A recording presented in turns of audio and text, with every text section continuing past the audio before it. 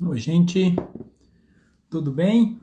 Então, estamos aqui para mais um bate-papo aqui no meu canal, aqui no Instagram, no meu perfil. E mais um bate-papo daquela série de lives que eu tenho feito sobre racismo, que é um tema que cada vez é mais importante. Recentemente, a gente teve no Brasil o mesmo exemplo que a gente teve há pouco tempo nos Estados Unidos. Estou vendo a Rose ali online. Que bom que você está dando um oi, Rose. Saudade de você, muito tempo que eu não te vejo, viu? Espero que tudo esteja bem. E o nosso bate-papo hoje vai ser com a Juliana Amaral. Daqui a pouquinho ela está entrando aí online. A Juliana é uma pessoa que eu conheci ela há muitos anos, lá em Brasília. E eu conheci ela numa aula de espanhol, num curso de espanhol de verão da UNB. E depois a gente frequentou a mesma academia e desde então eu tenho seguido bastante ela no Instagram e tenho visto ela nas redes sociais. Deixa eu ver se a Juliana já apareceu por aqui. Não, ela ainda não apareceu não. Estou vendo aqui mais um pessoal chegando. Deixa eu ver se ela está entrando aqui. Então, vamos lá, vamos esperar um pouquinho. Eu acabei de falar com ela aqui no WhatsApp. Ela me disse que já estava entrando já. Então deixa eu esperar aqui um pouco, mandar um convite para ela. Vamos lá, vamos esperar um pouquinho aqui.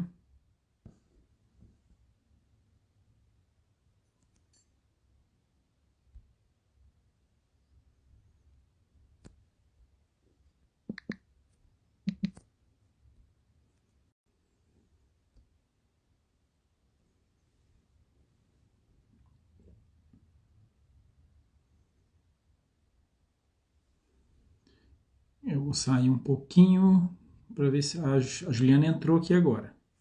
Pronto, vou chamar ela aqui agora. Posicionando ela. Ei, Boa noite!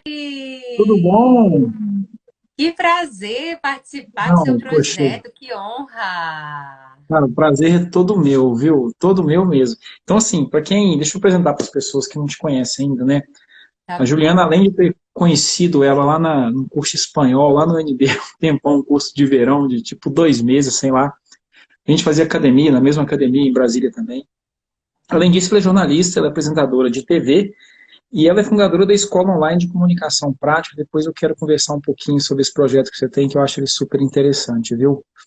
Tá E ok. quero te agradecer, você, que eu sei que é super atribulado, eu te vejo o tempo inteiro fazendo um tanto de coisa, tá aqui batendo esse papo comigo hoje, viu? Obrigado mesmo, viu? Ah, eu que agradeço e te parabenizo agora publicamente, porque eu já falei isso ao telefone, pela iniciativa, pelo despertar, né? Que é um momento mundial de debate, de discussão pública, tanto na mídia quanto em meio à sociedade, que é o que a gente está fazendo agora. Você é médico, eu sou jornalista, a gente está aqui numa plataforma digital discutindo a questão do racismo estrutural, da etnia negra posicionada aí na nossa sociedade de uma forma tão injusta há tanto tempo, e isso aqui no Brasil é velado, entre aspas, né? Porque, na verdade, assim, não tem nada velado, mas antes não discutido, debatido amplamente, e agora está tendo um despertar mesmo e nacional, e você atendeu a esse chamado e iniciou esse projeto, e meus parabéns. Obrigado mesmo, viu, Jô? E assim, já pegando o gancho aqui, é muito claro para mim, eu fico vendo claramente que você faz parte de uma minoria também, né? Sim. Então, e você é uma pessoa de destaque, uma pessoa que tem sucesso profissional. Eu queria que você contasse então um pouquinho da sua história. Como é que ela começou até você chegar onde você chegou hoje em dia, por onde você passou? Conta pra gente aí. Tá bom, vou fazer um resumo aqui da minha trajetória profissional e vou fazer algumas colocações em relação ao nosso tema, né? Uhum. É, eu, profissionalmente, comecei a trabalhar com 13 anos, trabalhar com a minha imagem, comecei a trabalhar como modelo profissional. Mesmo morando em Brasília, eu fui agenciada numa agência de modelo, né? bucada, agenciada, é um termo típico que se usa no meio da moda, numa agência em São Paulo, com 13 anos, 13 para 14 anos, a agência Ford Models. E dessa idade até os meus 20 anos eu trabalhei profissionalmente como modelo nessa agência, em São Paulo, Brasília, estudava aqui em Brasília, mas ia 3, 4 vezes por mês a São Paulo, e nas férias de julho, dezembro, janeiro, fevereiro, ficava mais tempo lá. E por lá eu fiquei mais ou menos isso, até os 20 anos, porque depois eu entrei na faculdade aqui em Brasília, de comunicação social, e depois tranquei, me mudei para São Paulo, fiquei morando lá 1 ano, como dizem, né? Modelando, para ver se eu me adaptava à cidade, ao estilo de vida, né? De São Paulo e tal. E depois transferi a faculdade para lá. Então, foi um período, assim, bem interessante, porque já houve uma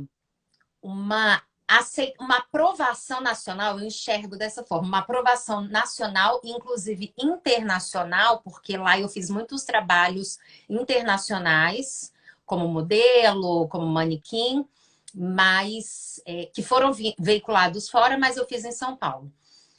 E eu enxergo dessa forma, foi uma aprovação nacional e internacional da minha beleza. Então, isso me ajudou muito a, desde cedo, ter uma aceitação, um orgulho, ser muito, muito empoderada e bem resolvida em relação à negritude, à etnia, mesmo porque nesse mundo da moda as coisas são profissionais, né? Então a gente ia fazer um teste, um casting. Casting é o nome que se usa para teste de modelo e manequim. E lá as coisas eram muito claras, né? Olha, eu quero tais perfis de modelos para o meu trabalho. Eu quero a ruiva, ou eu quero a loira, ou a negra, ou a morena, que morena é a branca do cabelo preto, né? Como você é moreno. Aqui que no passado se criou essas nomenclaturas para embranquecer o negro, mas na prática o moreno é o branco do cabelo preto. Então era tudo muito categorizado e uma coisa normal dentro dos perfis, ninguém era mais ou menos, mas eram perfis diferentes para determinados trabalhos. Então, tudo isso era muito tranquilo para mim e eu tive esse privilégio, como você falou, essa sorte de nunca ter tido problemas comigo mesma em relação à minha aceitação como negra e como uma mulher muito bonita, de destaque negra. E profissionalmente também, nesse período de adolescência e juventude, essas atividades me deram acesso a pessoas, a lugares que muitas adolescentes sonhavam. Então, eu fui capa de várias revistas de moda, eu fiz editoriais de moda, campanhas publicitárias, desfiles de moda de grandes marcas nacionais e internacionais. E nos estúdios fotográficos, o que muitas meninas sonhavam, eu consegui realizar. E isso foi muito positivo para mim, né? Em relação a eu posso fazer o que eu quiser, eu posso realizar meus sonhos, eu posso ir onde eu quiser, o céu é o limite para mim. Mesmo hoje eu tenho consciência, né? Lá atrás eu não tinha muito, mesmo com alguns discursos na época das pessoas que trabalhavam no meio, os produtores de moda, os empresários, os fotógrafos. Olha, é o seguinte, o mercado brasileiro, ele mais as loiras, tem mais mercado para as loiras, tem mais mercado para outros perfis. O mercado dos negros é mais limitado. Então, mesmo que você trabalhe bastante, sempre vai ser menos do que das louras ou das morenas. E eu não tinha, né? Tinha 14, 15, 16 anos, nem existia redes sociais nessa época, nem existia essa, esse tanto de informação que existe hoje. E eu aceitava aquilo, falava amém, então tá, nem tinha, né? Essa consciência que a maioria da população brasileira é negra. Como assim que não tem mercado para mim, né? Mas era isso que eles vendiam, era o marketing do momento, e ok, mas mesmo dentro dessas condições, eu fiz muitos trabalhos, e na época que eu trabalhei lá, eu era uma das negras que mais trabalhava nacionalmente. E isso também, essas atividades como modelo, também me despertaram interesse pela comunicação, que foi o curso universitário que eu escolhi, porque eu sempre estava nas redações de revistas, junto com jornalistas de moda. Nas agências publicitárias, é uma área da comunicação. Nos estúdios fotográficos ou em produtoras, fazendo comerciais com a turma da comunicação. Sempre tive muita facilidade com a fala, então eu fazia muitos comerciais com texto que eu decorava, interpretava, uma coisa meio atriz. E por causa dessa vivência que eu resolvi posteriormente fazer o curso de comunicação social, que eu fiz primeiro relações públicas, depois eu fiz MBA em marketing e depois eu fiz o jornalismo. E depois dessa trajetória em São Paulo, priorizando a carreira como modelo, chegou um momento que eu fiquei um pouco desiludida, não com os resultados, que eu consegui excelentes resultados, já estava até com planos de viagens para o exterior e tudo, mas por causa do meio, que chegou um momento que meus valores, meus princípios chocaram com a realidade desse meio. Eu comecei a ficar um pouco frustrada, deprimida, enfim. E voltei para Brasília em definitivo e foquei na comunicação social. A minha família também tinha negócios, trabalhava no meio empresarial de eventos e entretenimento, então eu também fiquei trabalhando com eles um tempo, fazendo o meu curso. E dei um tempo com a coisa da imagem, da beleza de modelo. Mas, como eu conhecia muitas pessoas aqui em Brasília dessa área, e aqui também tinham trabalhos produzidos localmente, mas de veiculação nacional, como campanhas de Banco do Brasil, Caixa Econômica, Governo Federal. Então, eu nunca deixei de fazer esses trabalhos também de publicidade e moda.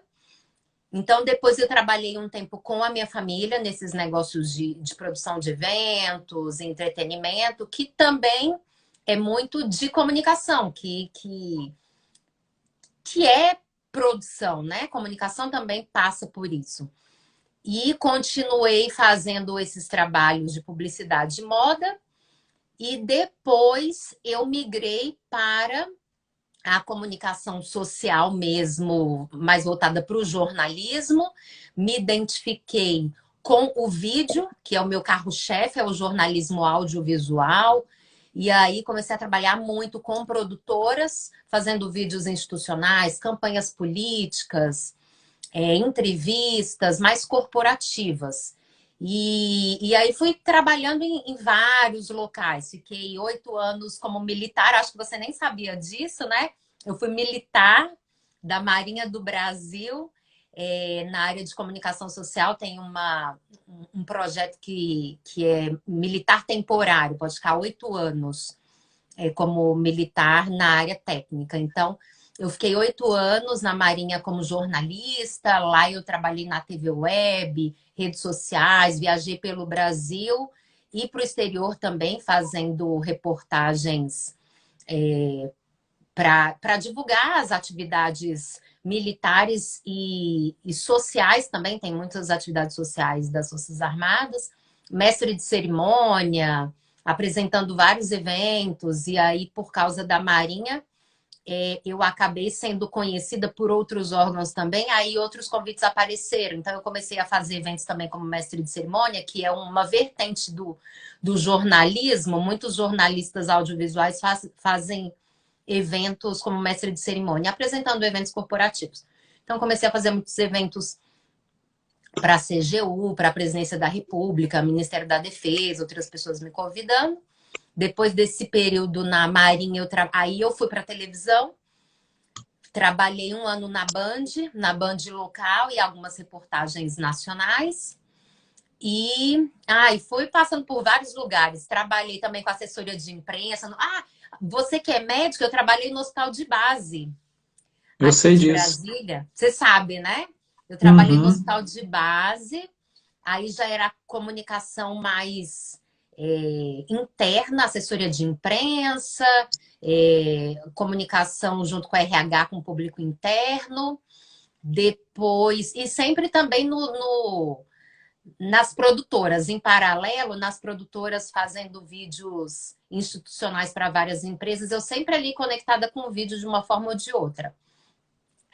E depois fui convidada para ir para o Ministério da Ciência e Tecnologia, inovações e comunicações, agora é só inovações, ele separou da comunicação.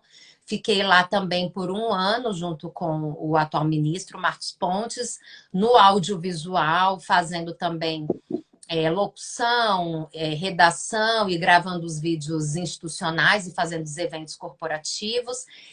Todos esses ambientes aqui governamentais acabaram me dando abertura, conhecimento e acesso a grandes autoridades do meio público e privado, né? Porque nesses eventos, assim, acaba que é interessante, né? Porque a gente está aqui em Brasília nesse meio e torna-se comum Uhum. você transitar entre os ministros, presidente, grandes empresários.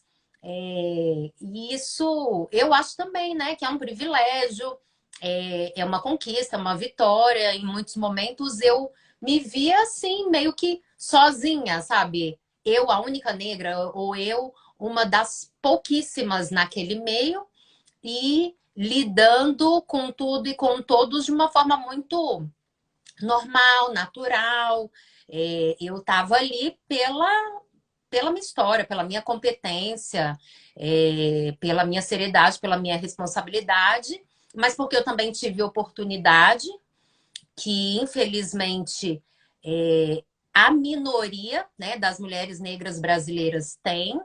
Eu vejo pelas minhas próprias primas, eu tenho várias primas da minha idade, mais novas, com uma diferença social que não as permitiu o mesmo acesso que eu tive ao longo da minha vida a vários lugares de decisão, de influência, que me ajudaram a construir uma autoimagem positiva, me colocar com muita segurança, com muita confiança, né, em quem eu sou, no meu potencial, e ter a consciência dessa realidade nossa, né?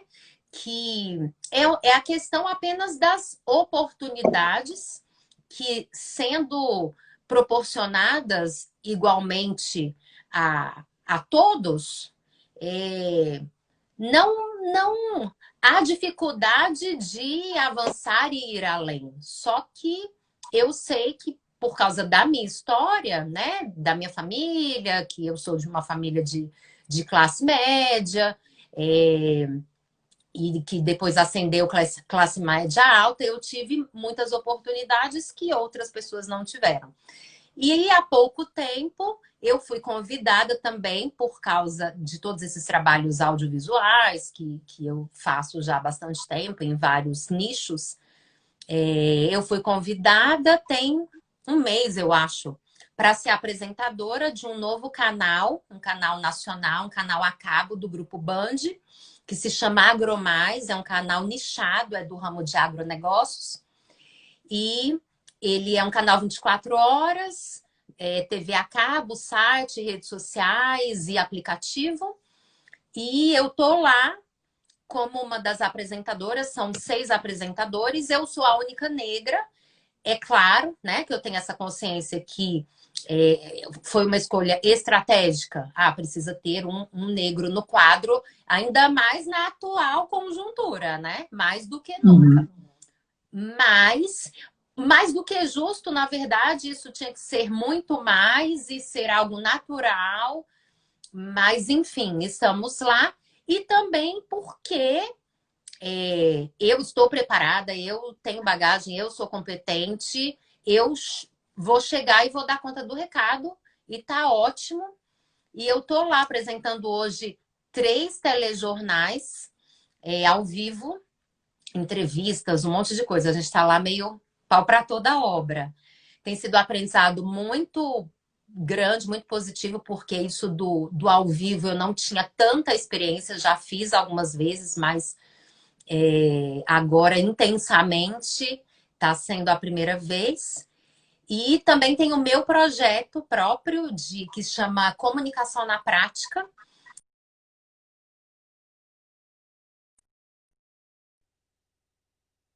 Em infoproduto e nos próximos meses eu vou, o meu site que é www.julianamaral.com e tem um serviço de online, tem várias informações gratuitas sobre comunicação na prática. Em pouco tempo ele vai se transformar em escola, Juliana Amaral, escola online, esses cursos. Minha trajetória bem prática para pessoas que não são da área de comunicação, mas precisam se comunicar melhor, inclusive fazer lives, gravar vídeos, fazer palestra. Eu vou ensinar um pouco de tudo isso nessa escola online. Por aí, então, já vê a cara de pau minha de te entrevistar, né? Eu que sou médico, que não sei nada disso, resolvi fazer isso com você. Mas vamos lá, então me perdoa as minhas falhas técnicas, pelo amor de Deus. Imagina, mas inclusive ontem eu até estava fazendo uma live e conversando justamente isso com outro jornalista amigo, que nos tempos atuais, com celular, com redes sociais, todas as plataformas digitais, todo mundo é comunicador.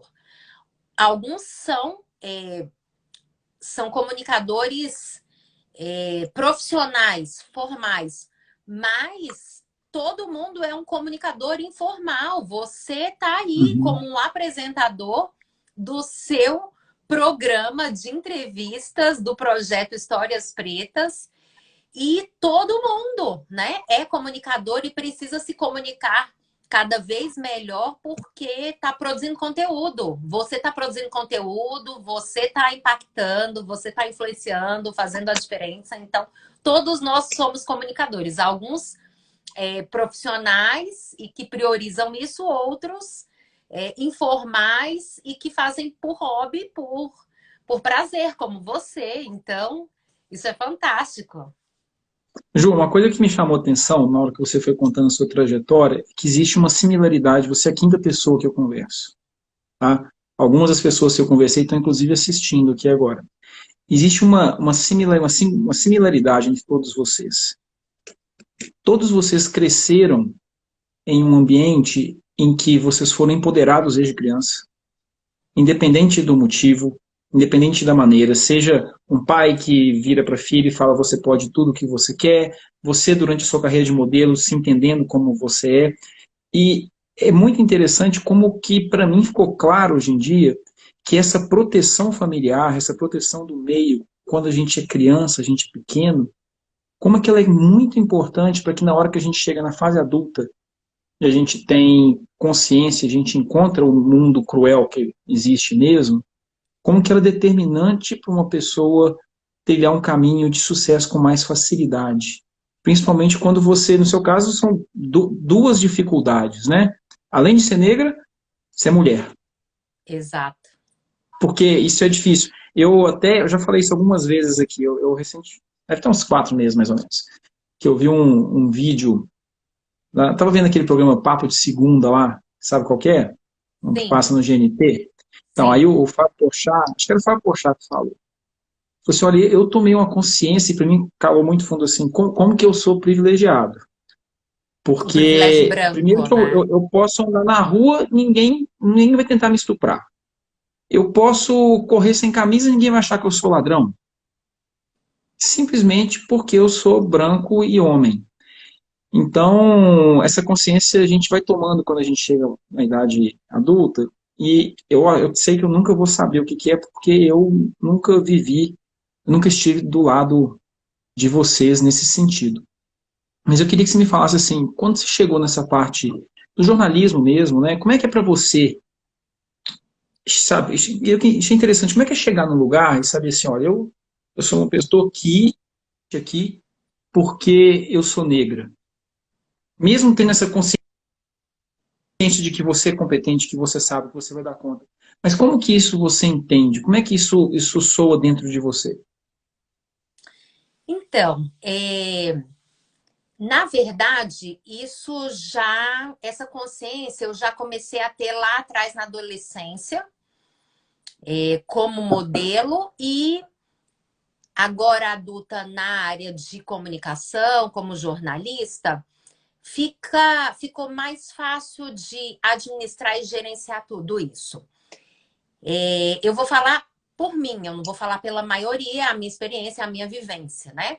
Então, primeiro eu quero pontuar o que você falou sobre a criação da família, as instruções familiares para fortalecer a autoimagem, a autoestima. Isso, a minha mãe, hoje eu tenho consciência, tá? Lá atrás eu não Uhum, tinha, né? As coisas vão vindo com o tempo. uhum, O meu pai, que é negro, a minha mãe é branca, mas aquela branca que na família dela lá atrás tem negro, tem índio, aquela coisa assim, bem miscigenada, mas ela é morena, né? Branca, do cabelo preto e tal. E eu acredito que ela já tinha essa consciência quando eu era criança, que ela precisava me criar de uma forma que eu me achasse linda, eu fosse empoderada e tudo mais, mesmo porque ela sofreu dentro da família dela muito preconceito para casar com meu pai. Foi toda uma briga nossa, familiar imagina. para casar com meu pai. Eu sei das histórias, mas só para você ter uma ideia, os meus avós não foram no casamento deles. Só para você ter uma ideia. Então, eu sou a primeira filha e desde que eu me entendo por gente, a minha mãe fala: você é linda, sua cor é maravilhosa, seu cabelo é maravilhoso, você é maravilhosa, você isso, você aquilo outro. E é, isso eu acreditei piamente, Uhum. ninguém que falasse ao contrário, se falasse, não impactava em nada na minha vida. Então, isso foi muito fortalecido pela minha mãe, pelo meu pai também, mas principalmente pela minha mãe, que é mulher, tá ali junto, acompanha mais. E é, quando.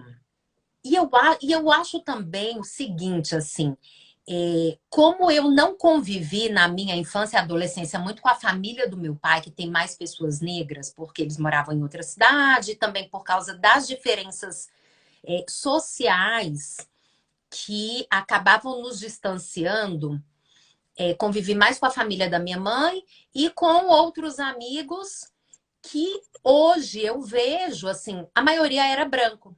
Eu meio que cresci sozinha como uma criança adolescente negra no meio de muitos brancos.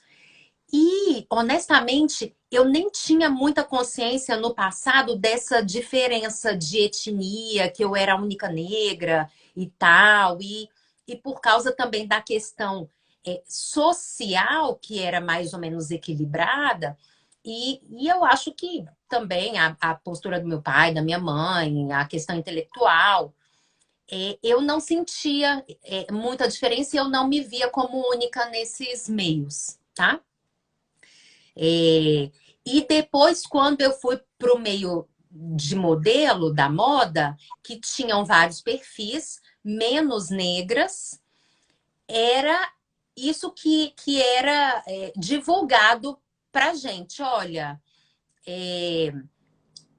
o mercado de imagem de moda, de vídeo, de tudo, que o jornalismo hoje é vídeo também, é imagem, né? Tem mais pessoas brancas, tem mais pessoas. É o que vende mais, é o que aparece mais, é o que é mais consumido.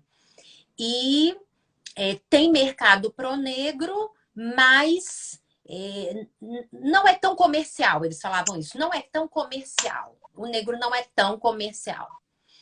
Uhum. Então, sempre vão ter menos negros, profissionais negros, nesse mercado de imagem, seja de moda, seja do jornalismo que eu trabalho hoje. Então, isso era meio.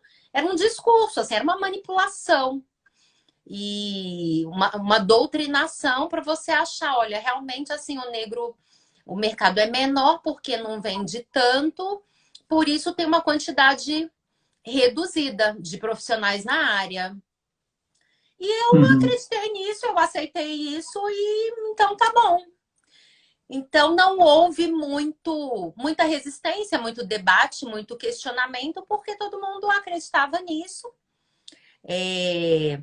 E depois, migrando para o meio da comunicação, do jornalismo, dos vídeos institucionais, eu fui com esse pensamento mesmo, né, doutrinada, manipulada, colocaram essa verdade na minha mente. Ah, realmente, eu olhava para os lugares onde eu estava. Ah, eu sou uma das poucas negras, mas não me gerava uma revolta, um questionamento, porque eu acho que eu já estava com a mente meio cauterizada, sabe? De que Uhum. comercialmente branco funciona mais do que negro e vende mais.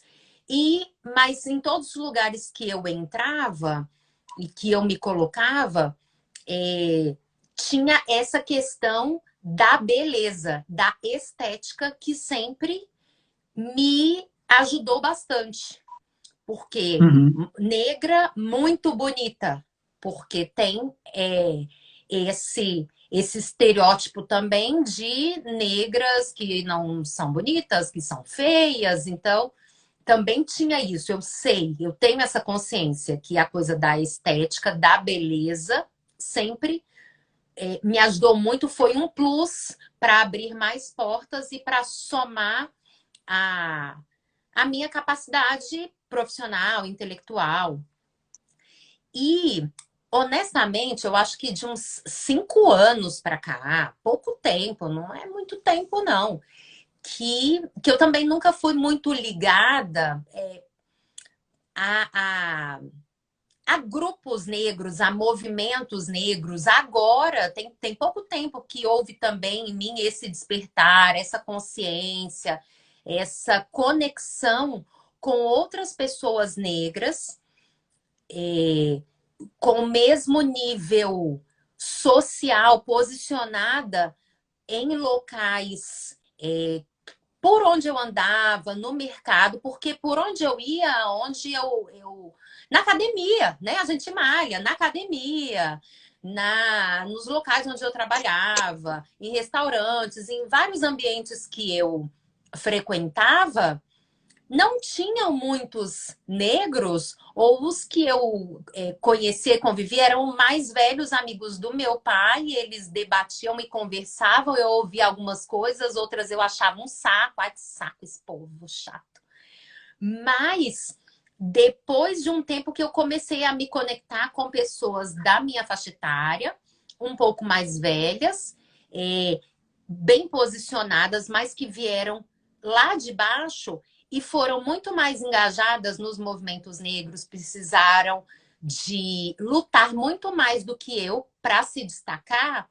E aí eu comecei a sentir um pouco dessa dor, mas por empatia, porque eu fui privilegiada de não ter tido que lutar tanto e batalhar tanto para abrir espaço. Quem fez isso foi meu pai. O meu pai era muito pobre, o meu pai, negro, muito pobre, artista, músico, que se tornou um empresário, ele abriu caminhos. E aí facilitou muito a minha vida né, como mulher negra.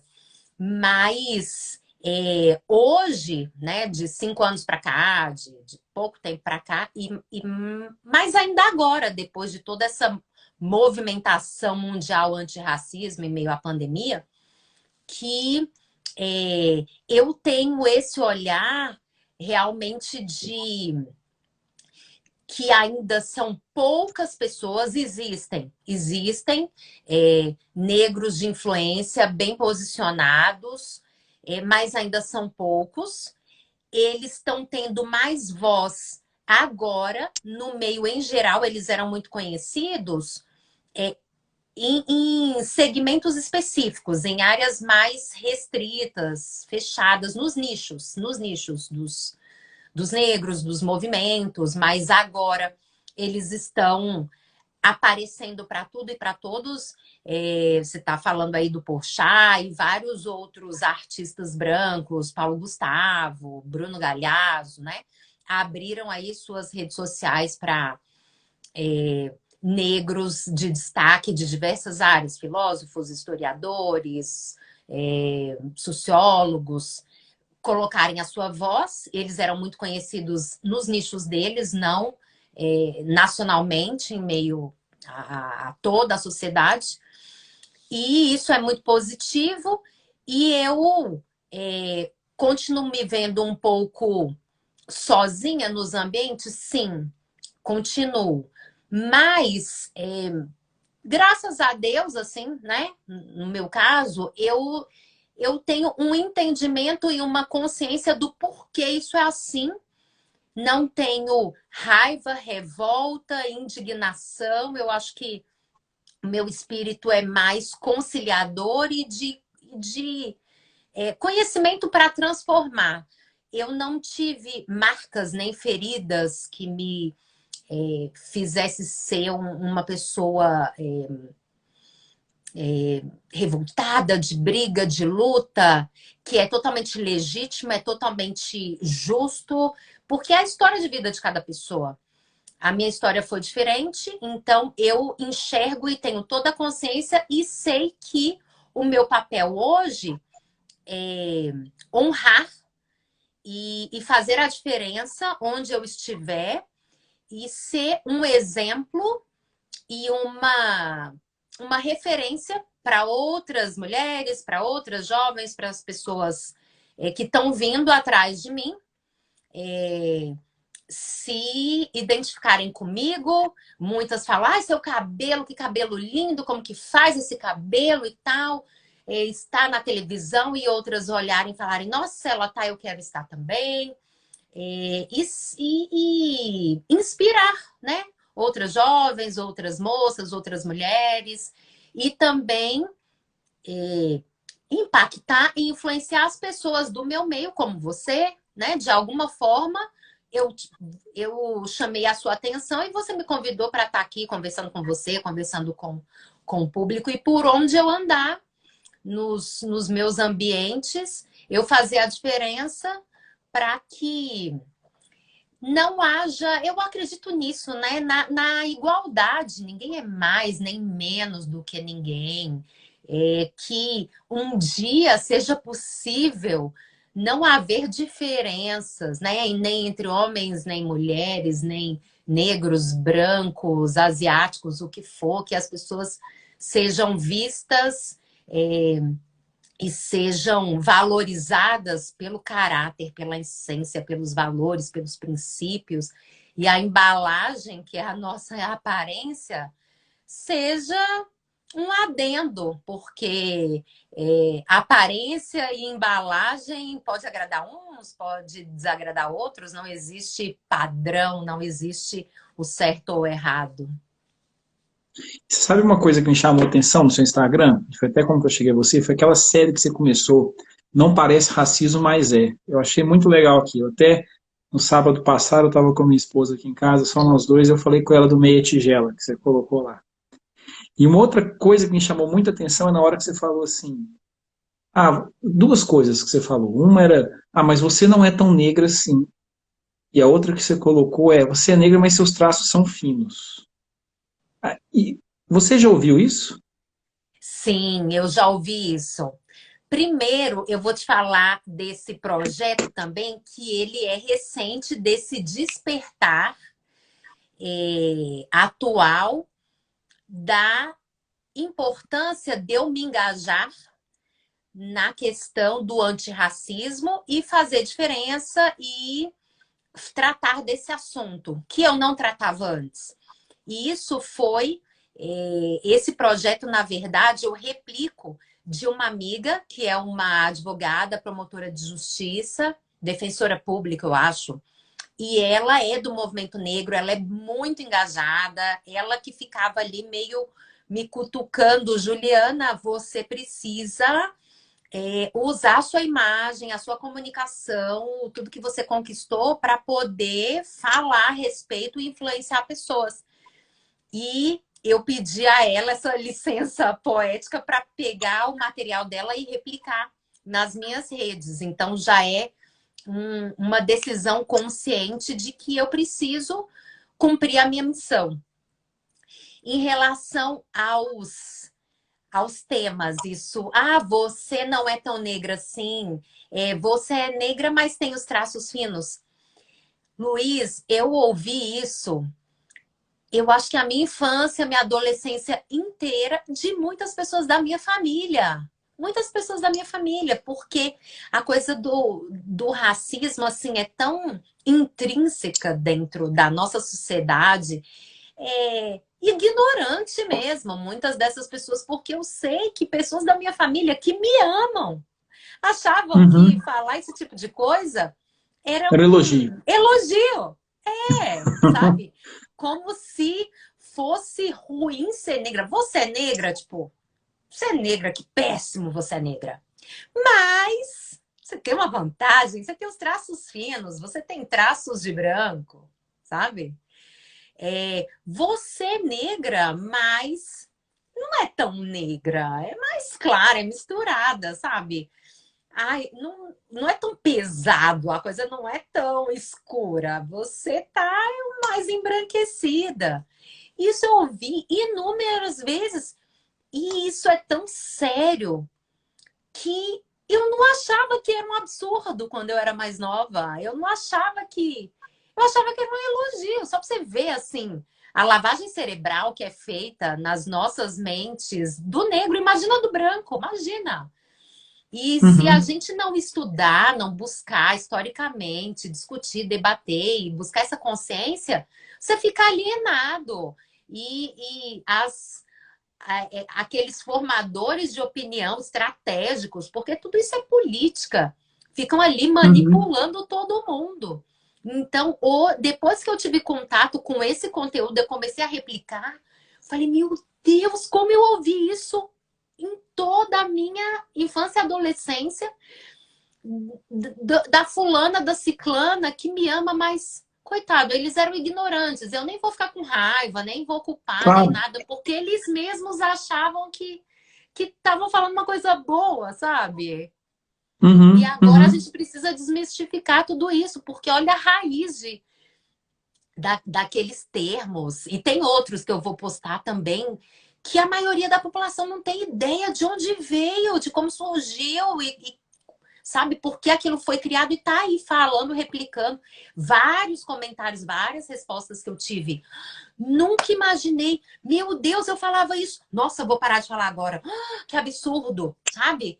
Porque foi tirado da população brasileira essas informações históricas, porque isso liberta, né? A consciência, a informação, o conhecimento traz debate, discussão, questionamento. E isso foi arrancado, isso foi apagado. A gente não tem Uhum. memórias, né, na educação, estudos profundos, não tem museus, não tem um monte de coisa. Então as pessoas ficam alienadas, inclusive eu. Fui alienada por muito tempo. Ju, eu tô achando ótimo estar conversando com você, que é uma comunicadora, Eu e falo sem justamente parar, né? agora. Não, não, não, nem é por isso, eu tô achando bom, justamente agora a pergunta que eu vou te fazer. Eu já conversei com algumas pessoas, essa é a quinta pessoa que eu converso, e eu já ouvi a própria pessoa falar: preto, negro, pessoa de cor. Eu já ouvi essas 3 coisas de 3 pessoas que eu tive o prazer de bate-papo. Qual que é a maneira certa? Isso também eu aprendi tem pouco tempo, numa live do Leandro Carnal com a Djamila Ribeiro, né? Que o Leandro Carnal, eu sou apaixonada por ele, um grande historiador, sociólogo, e ele já é engajado muito antes de todo esse debate nacional, mundial de racismo, ele já fala sobre isso há muito tempo, e por ele eu conheci a Alexandra Lohas, que é aquela ex-consuleza francesa que está aqui no Brasil e também mesmo sendo francesa, ela é muito mais engajada nessa conscientização do racismo estrutural brasileiro. E ele também, eu aprendi com ele e a Alexandra e ele e a Djamila, falando o seguinte, que em relação a dados do IBGE, os termos que o IBGE utiliza é que no Brasil, né, quando se fala de pretos, é a junção de negros com pardos, porque muitas pessoas, quando se intitulam nas estatísticas, se intitula negro, alguns falam, né, que são negros, outros falam que são pardos, e aí dentro desse grupo maior do IBGE, pretos são esses 2 grupos, de negros e pardos, de como as pessoas se intitulam. Eu sempre utilizei mais negro, né? Eu sou negra e também no meio que eu convivi da moda, publicidade, e no meio da comunicação, do jornalismo, sempre foi mais comum e usual o negro aqui no Brasil. Eu acho que esses outros termos também, pessoa de cor ou preto, fora da questão do IBGE, eu acho que também é uma coisa meio da tradução do inglês para o português, porque nos Estados Unidos é mais comum, nos Estados Unidos, na África do Sul, em vários países da língua inglesa, eles usarem em inglês esse termo, né? Da pessoa de cor em inglês, e aí a gente traduz aqui ao pé da letra a pessoa de cor, mas não é que tá certo, que tá ok, mas não é tão usual no nosso dia a dia. Mas eu acho que é uma coisa mais traduzida, porque nos Estados Unidos é mais utilizado esse termo. E preto lá também, né? Black, eles falam negro, eles falam, tem vários termos, então lá é bem comum todos esses termos e aí a gente traduz. Mas o que eu vejo de mais comum, usual, pelo menos no meu meio, é negro e é o que eu costumo usar, mas não... Tecnicamente, são essas informações que eu tive dessas autoridades relacionadas ao IBGE. Eu não sei se você chegou a ver um vídeo de acho que é um angolano aqui no Brasil. Chegou a ver isso? Não Um vídeo de um lembro, angolano conta falando sobre mais. isso. Eu vou, se não tiver visto, eu vou mandar para você. O cara falando Tá uma bom. coisa que eu achei sensacional. Ele falando que quando ele chegou no Brasil, ele ficou muito surpreso de existir a palavra preto e branco, preto e negro. E o que ele foi percebendo é que a gente falava muito mais negro do que preto. Porém, a fome é negra, a lista é negra, o buraco é negro. O carro é preto. A gente ganha uma grana preta. E ele foi colocando como que uma criança que cresce nesse país, vendo uma associação entre negro com coisa ruim, como que ela não pode pensar e fazer, é o que a gente falou, né? Vai acontecer na nossa cabeça assim dele. E que, na opinião dele, a gente devia usar preto mesmo, que existe branco e existe preto. E a gente usa, eu achei muito interessante isso, como que realmente, toda hora que a gente usa negro na nossa comunicação, é muito mais de maneira ruim, é uma maneira pior. Então, olha, buraco negro, lista negra, a fome é negra. Agora, com preto, não. O feijão é preto, o carro é preto, a grana é uma grana preta. Entendeu? Não sei se você já chegou a ver esse vídeo, mas isso foi uma coisa que me Interessante. Não, eu despertou. não assisti, não. Achei sim um ponto de vista tão profundo assim para mim, sabe? Me chamou muita atenção isso. Na hora que ele falou das crianças, ele falou: "Não, a criança que é negra, ela cresce a vida inteira ouvindo falar um tanto de classificando coisas ruins como negras, o que isso não faz com a autoestima dela?" Entendeu? Eu achei um posicionamento me chamou atenção. Sem dúvida, e tá me chamando a atenção também, porque é um ponto de vista de um estrangeiro, de um país Uhum, africano, com uma outra consciência, diferente da nossa, que chega aqui com um olhar muito mais crítico e limpo, sem as influências que nós tivemos, e fazendo essas associações que fazem todo sentido mesmo. Todos esses exemplos que você deu usando o preto são coisas positivas, são coisas que uhum. despertam interesse, que a gente quer ter uma grana preta, queremos ter, e outras Ou comer outros um feijão termos preto com gostoso, quer ter um carro feijão preto, preto, não é? feijoada, saboroso, ai, água na boca, só coisa boa. Então, muito interessante esse ponto de vista e vale a pena pensar a respeito. Talvez até por isso você escolheu colocar o nome do projeto de Foi, Histórias Pretas, não, foi por não causa disso. Histórias Na hora, Negras. na hora que eu vi, eu falei, cara, vou colocar histórias pretas na hora que eu vi esse vídeo. Eu vou te mandar aí pelo WhatsApp depois. Eu achei um posicionamento que me chamou a atenção e que eu realmente não tinha despertado para ele, sabe? E, Ju, deixa eu te falar uma coisa. Toda vez que vem esse bate-papo aqui, eu já vou ficando com medo, que eu tenho medo de encerrar e eu não conseguir gravar, que eu tô sem um relógio aqui para poder ver Ah, quanto tempo a gente está falando. tá. Mas tem uma pergunta que eu faço que eu acho que é muito importante, assim. É muito claro para mim que a gente está num momento que a gente tem que aproveitar ele, a gente não pode deixar ele passar. É um momento em que, acho que a pandemia faz com que a gente fique mais dentro de casa, mesmo que a gente não queira, a gente reflete mais sobre as coisas. E tudo o que aconteceu nos Estados Unidos fez com que muita gente se agitasse, né? Apesar do que recentemente a gente teve uma cena idêntica aqui no Brasil, idêntica, e eu não vi nem um oitavo da manifestação que teve nos Estados Unidos. A única diferença é que a pessoa não morreu, mas ela quebrou a perna, ela ficou toda machucada, E uma mas a gente teve senhora, né? uma senhora, Uma a gente teve senhora. isso e bem recente. Eu queria saber de você, o que que você acha que a gente pode fazer a partir de agora para que a próxima geração que está aí, né, a geração das crianças, e é muito interessante como que quem convive com crianças sabe que a criança ela não nasce com esse preconceito. Ela não nasce, ela aprende isso ao longo da vida. Ao longo da vida, você chega, eu converso aqui em casa com a Sara, por exemplo, que tem 9 anos, ela não consegue entender que existe que alguém pode achar que é diferente a pessoa ser gay ou heterossexual, branca ou preta, ela não consegue entender isso.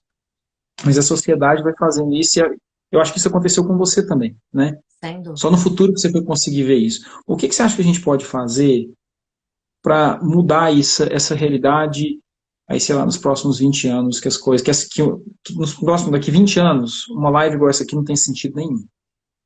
É, fantástico, nossa, fantástico. Então, eu acho que esse cuidado realmente com as crianças e adolescentes, as crianças mesmo, né? Para a gente pensar assim, lá na frente, daqui 20 anos, nós estamos semeando na vida das crianças. Eu não tenho filhos, mas tenho sobrinhas. Convivo com as crianças também. E eu acredito que o caminho pode ser reforçar valores, princípios, que o que importa, o que faz diferença, o que é significativo nas relações interpessoais, sejam no ambiente familiar, doméstico, na vizinhança ou no ambiente profissional, o que importa, o que faz diferença, o que é significativo, são valores essenciais, é o que está dentro, não é a imagem externa. o que tem que ser reforçado e o que tem que ser repassado, a educação que as crianças e adolescentes precisam ter é o seguinte, olha, você precisa amar o próximo, você precisa respeitar as pessoas, você precisa ser honesto, justo e agir dessa forma e buscar que relações nesse nível e as pessoas e colocar esses preceitos da essência do ser humano como prioridade, tá? E aquilo que não é prioridade em segundo plano, que é aparência, que escolha de posicionamento sexual. Tudo isso é secundário, isso não pode ser prioridade. Então, num segundo momento, num terceiro momento, que você vai explicar para as pessoas, olha só, as pessoas, existem pessoas com o olho puxadinho, com a pele escura, com a pele mais clara. Olha que diversidade, olha que criatividade, como o mundo é criativo, como o mundo é colorido, como as pessoas são interessantes e diferentes, da mesma forma que existem várias plantas e flores e uma riqueza enorme na natureza. No meio da humanidade, porque somos todos seres humanos, também existe uma diversidade enorme de aparências. Aparências. Pessoa com cabelo liso, a pessoa com cabelo enrolado, com cabelo rosa, com cabelo vermelho, preto, com a pele assim, com a pele assada. Olha que legal, que interessante, que bonito. E tudo, uma pessoa com um comportamento mais afeminado, mais assim, aqui eu não estou falando se eu concordo, se eu discordo, mas existe, né? Existe.